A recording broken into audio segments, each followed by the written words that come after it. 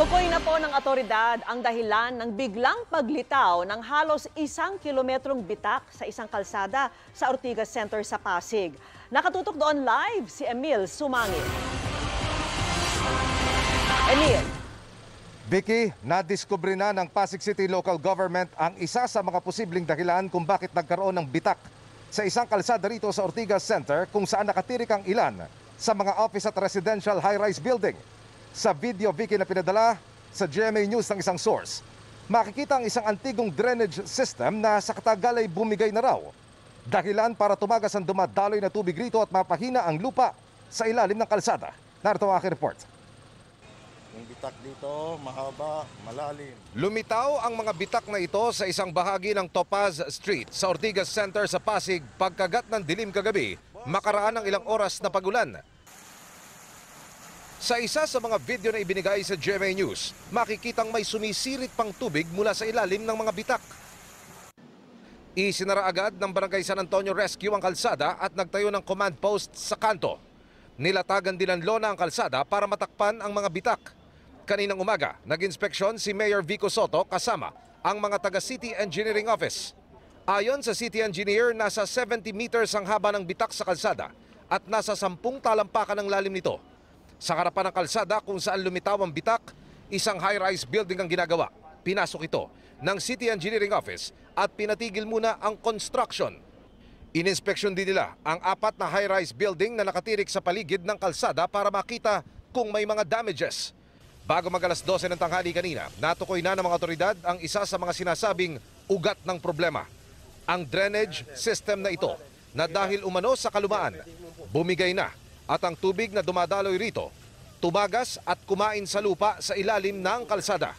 Ayon sa initial na nakita ng ating mga engineer ay malalim yung uka at nakita na wala siyang definitely wala ng lupa, kumbaga na-scour na yung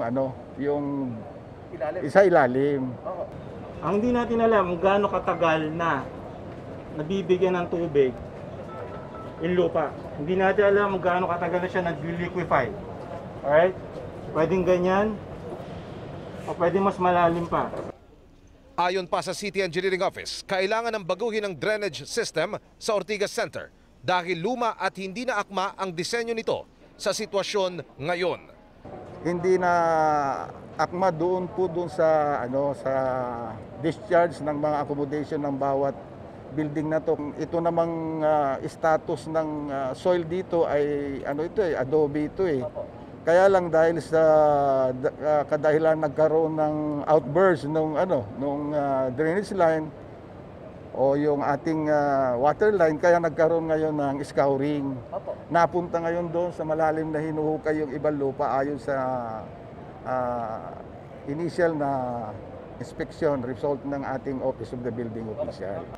Ngayon pa lang, sinabi na ng City Engineer na walang kinalaman sa nangyari ang katabing construction sa kalsada. Kasamang humarap sa briefing ang mga kinatawan ng Ortigas Land na siyang may-ari ng proyekto at mga kinatawan ng construction firm na gumagawa ng proyekto pero hindi na sila nagbigay ng pahayag.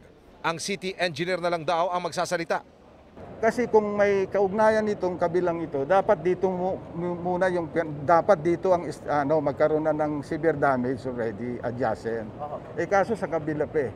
Wala rin daw silang nakikitang panganib na dulot ng mga bitak sa kalsada sa mga kalapit nitong gusali. Very premature po kung magpapa-evacuate tayo sa ngayon. Kung meron pong imminent danger, ang tinitingnan po natin itong nasa roadside po natin. Itong mga building na to ay matataas at yung kanilang footing foundation is established. Ngayon yung position nito lang very lang naman ito, minimal. So I address, sabi ko nga, nandyan yung building official to give official pronouncement to those establishment that are adjacent here para magkaroon naman sila ng peace of mind. Pero sinisiguro ko po sa inyo na walang delikado rito sa portion na yan. Vicky, kapapasok-pasok lamang na balita, kinumpirma rin ngayong hapon sa GMA News ng City Engineering Office na natapos na rin ng mga taga-DNR at PHIVOLCS ang kanilang inspeksyon at isinasantabi na nila na may kinalaman sa fault line ang mga bitak na lupa gaya ng nabanggit sa social media. Bukas na bukas mag-i-issue na rin daw sila ng safety clearance sa mga gusali sa paligid ang Office of the Building Official. Samantala, humihingi sila ng 3 hanggang 5 araw ang Pasig City Hall para maisaayos ang damages. Nangako ang Ortigas and Company na makikipagtulungan sila sa investigasyon. Magsasagawa rin sila ng soil testing. Isa raw bahagi ito ng proseso para sa rehabilitation ng nasirang kalsada. Vicky. Maraming salamat sa iyo, Emil Sumangil. Hindi natutulog ang mga balita. Kaya para sa pinakasariwang balita, mag-subscribe kayo sa aming YouTube channel. Para sa mga kapuso abroad, pwede nyo rin kaming makasama sa GMA Pinoy TV at sa www.gmanews.tv.